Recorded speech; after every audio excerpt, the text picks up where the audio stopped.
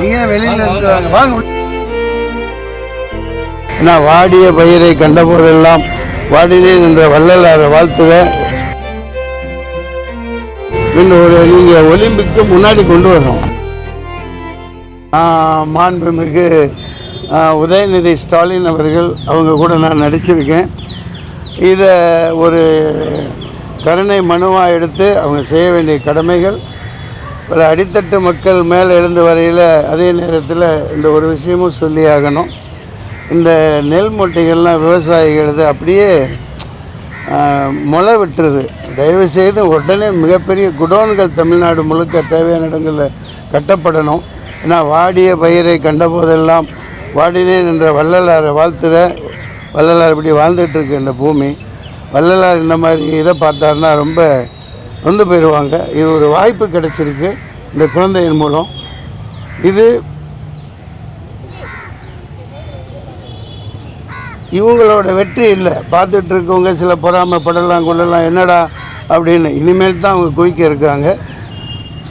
தமிழகம் முழுக்க எல்லா அந்த கபடி குழு ஆண்கள் பெண்கள் எல்லாத்துக்குமே சரியாக கட்டமைக்கணும். அதுக்கு ஒரு அரசியலே இருக்கக்கூடாது. அந்த வினேஷ் போகத் பாருங்கள் எவ்வளோ பெரிய, அதாவது தங்கம் நம்ம நாடே தட்டி தங்கத்தை கொடுக்க விடாமல் பண்ணின சம்பவம் அவ்வளோ அரசியல் இருக்குது. மறக்க முடியாது. அந்த பொண்ணு வெயிட்டை ஒரு சந்தோஷத்தில் கூட வெயிட் ஏறும். டாக்டர்களை கன்சல்ட் பண்ணால் தெரியும். 50-80 போட்டிகளில் தொடர்ந்து ஜெயிச்ச ஒரு ஜப்பனீஸ் ரெஸ்லரை மல்யுத்த வீராங்கனை அடித்து பொலி போட்டு ஜெயிக்கிறாங்க. ஆனால் தங்கம் கொண்டு வர்றதுக்கு நம்ம நாடே உதவிட. ரொம்ப நன்றி. இன்னும் நீங்கள் ஒலிம்பிக்கு முன்னாடி கொண்டு வரணும். இன்றைக்கி 2025 தானே. அடுத்த ஒலிம்பிக் எப்போ இருக்குது? அடுத்த ஒலிம்பிக்கு வந்துடும் சார். கூடிய அதில் வருவோம். அதில் கொண்டு வரேன் கபடியை. அப்புறம் எதுக்கு நம்ம இருக்கோம்? தமிழன் என்று சொல்லடா தலை நிமிர்ந்து நெல்லடானா இதானா கொண்டு வர்றேன். அதுக்குரிய ஸ்டெப்பை எடுக்கிறோம். உன் கல்யாணத்தில் 100 பவுன் நகை போடுறேன். நீ கோல்டு அடிச்சுட்டு வரணும் ஒலிம்பிக்கில். ஓகே, நன்றி. வாழ்த்துக்கள் வாழ்த்துக்கள். கோச்சுக்கு தான் மிகப்பெரிய பாராட்டு கொடுக்கணும்.